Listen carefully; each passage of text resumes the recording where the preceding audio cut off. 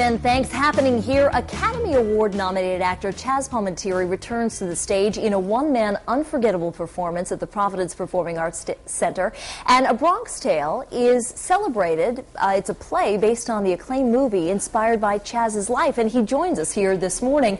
Thanks so much for being here. You're welcome. By the way, we were chatting. This man has the most amazing skin. I don't know if you can tell this on camera, but in person, you're gorgeous, Chazz. Well, that's very sweet of you. Thank you. Thanks for being here this morning. First of all, you know, I think a lot of people don't realize that you wrote A Bronx Tale. That's correct. And you did it at a very difficult point in your professional life. Right. I needed a job.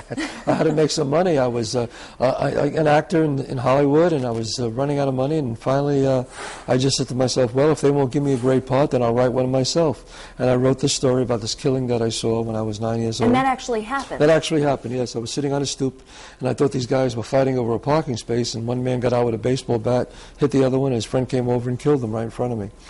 What was it about that point in your life that became such a pivotal point in your life? Why was that such a transforming moment for you? Well, because the next day I saw the guy again, and he looked at me, and I looked at him, and he knew that I knew, and I knew that he knew. Yeah. So then he just asked me to get him, do some favors for him, you know, get coffee, cake for the guys, and I started hanging out there. And my father, who was a bus driver, who was a working man, always said, don't hang out with those guys. So I thought it was an interesting dynamic, Elizabeth. I said, well, gee, I'll put the father on one side, Sonny on the other, and the boy in the middle. And it wasn't about black and white, it was about gray and gray, because as bad as Sonny was, he had some good qualities. As good as my father was, he had some qualities that he had improved. So I took the best of both men and became a man. Now, in this play, you play all 18 characters. That's correct. And, you know, I know how hard it is on a morning show when you have other people to kind of draw energy off of. It can be difficult. So how do you do that? How do you keep that energy up and are able to play against yourself when nothing's there? You know, I hear that all the time. It's one of those things you just have to come and see. It's a very unique show where usually a one-man show, one person just talks and then he does a character. This, I literally do the whole movie on stage by myself, straight through.